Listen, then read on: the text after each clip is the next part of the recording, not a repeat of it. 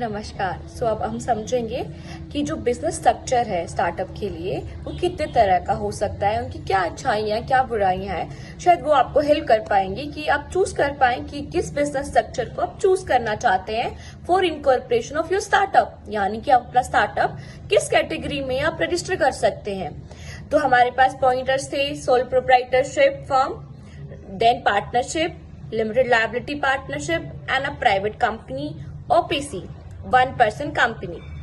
हम 1 bye 1 start करने जा रहे हैं इनकी अच्छाइयां बुराइयों के साथ। सबसे पहले हम बात कर रहे हैं सोल प्रोप्राइटर फर्म की। तो सोल प्रोप्राइटर का मतलब अकेला व्यक्ति, यानी कि कोई व्यक्ति अकेला है जो वो अपनी कंपनी को इनकॉर्पोरेट कर सकता है। यानी कि अगर आप स्टार्टअप इनकॉर्पोरेट करना चाहते हो अकेले, यानी कि आप सिंगल हैंडेडली आप उसको टैकल करेंगे, उसको चलाएंगे, तो आप सिंगल सोल प्रोप्राइटरशिप ओपन कर सकते हैं। इसकी अच्छाइयां ये है कि आपको किसी के साथ रिस्क शेयर नहीं करना, ना प्रॉफिट शेयर करना। ना रिस्क शेयर होगा, ना प्रॉफिट शेयर होगा, ना लड़ाइयां होंगी। इजी डिसीजन मेकिंग हो जाएगा, आप जल्दी से अपने डिसीजंस ले पाएंगे अपने बिजनेस के, राइट। तो ये इसकी अच्छाइयां हैं। इसकी बुराइयों की अगर हम बात करें तो सोल प्रोप्राइटरशिप के अंदर आपकी अनलिमिटेड लायबिलिटी है। अनलिमिटेड लायबिलिटी का मतलब कि अगर कल को कंपनी लॉसेस में जाती है या कंपनी को लोन चाहिए होता है या रिस्क हो जाता है, तो आप सोली रिस्पॉन्सिबल हैं उसको पे करने के लिए। आप अनलिमिटेड, आपके एसेट्स भी बिक जाएंगी, आपकी पर्सनल एसेट्स भी बिक सकती हैं क्योंकि आप सिंगल पर्सन हैं और आप कंपनी का कोई सेपरेट एग्जिस्टेंस नहीं होता आपके बिना। अगर आप बीमार हैं या आपकी अनसर्टेन डेथ हो जाती है तो कंपनी भी वहीं की वहीं बंद हो जाएगी।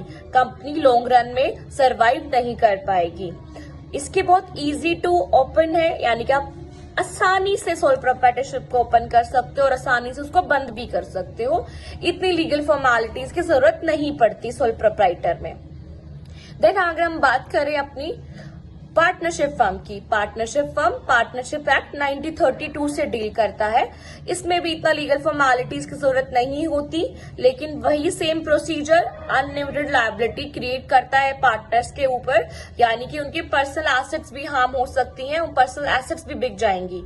तो ये एक रीजन बन सकता है उनका कि वो लूज कर सकते हैं इस केस में, राइट। तो पार्टनरशिप में आपको 2 या 2 से ज्यादा पर्सन की जरूरत पड़ती है और आप एक पार्टनरशिप डीड को बनाएंगे जिससे कि वो आपके लिए पार्टनरशिप डीड जो आप दोनों के बीच में जो कंसेंट है आप उनको स्पेसिफिकली नोट डाउन कर पाए।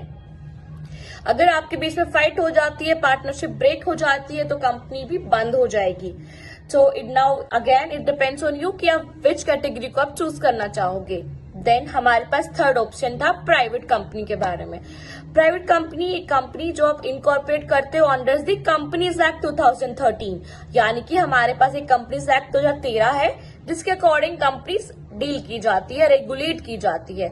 आपको बहुत सारी लीगल फॉर्मेलिटीज करनी होगी अगर आप एक कंपनी को ओपन कर रहे हो, प्राइवेट कंपनी को ओपन कर रहे हो, बट ये फीचर देता है आपको सेपरेट लीगल एग्जिस्टेंस का, यानी कि आपकी कंपनी बिल्कुल आपसे अलग है, यानी कि उसमें काम करने वाले व्यक्तियों से वो कंपनी अलग है, सेपरेट है।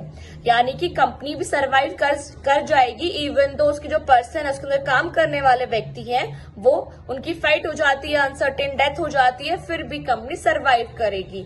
इसके अलावा लिमिटेड लायबिलिटी है, यानी कि जितना ही आपने पैसा इन्वेस्ट किया या शेयर होल्डिंग पैटर्न आपके पास है, जितना शेयर होल्डिंग आपके पास है, आप उतने ही लॉसेस के लिए रिस्पॉन्सिबल हैं, नॉट मोर देन दैट, यानी कि उससे ज्यादा आप पेमेंट नहीं करोगे।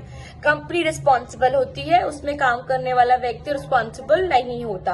बट लीगल फॉर्मेलिटीज हैं पर ईयर की जो आपको फॉलो करनी पड़ती है, जिसमें आप एनुअल कंप्लायंसेस करते हैं कंपनी के MCA के साइट पर जाके आपको सारे कंप्लायंसेस करने होते हैं। इसमें आपको एक लीगल प्रोफेशनल की हेल्प की जरूरत पड़ती है।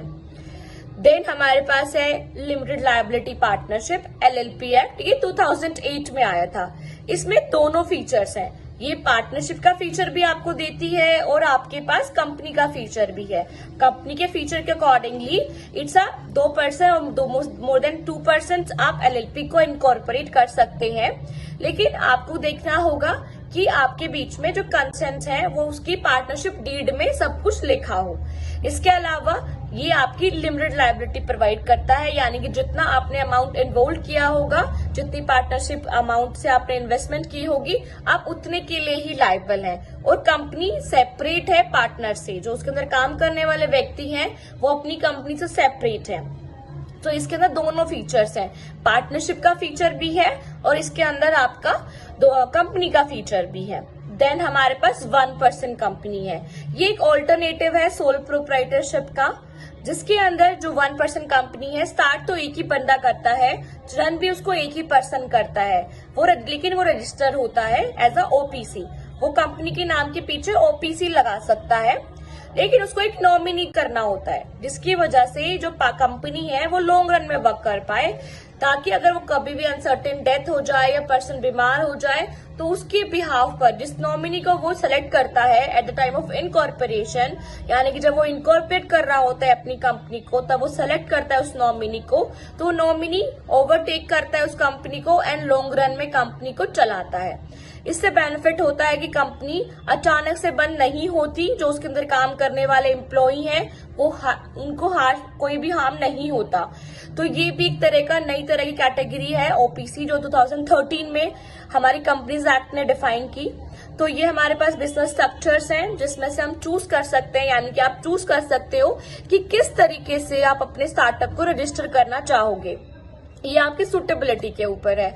तो आज हमने देखा कुछ अच्छाइयां और कुछ बुराइयां हर तरह के बिजनेस स्ट्रक्चर की, जिससे आप चूज कर पाओ। इसके अलावा भी अगर आपको कोई क्वेरीज होती हैं तो हम एक नीचे नंबर डाल देंगे, आप उस पर कॉल करके हमसे क्वेरीज को ले सकते हैं। Thank you.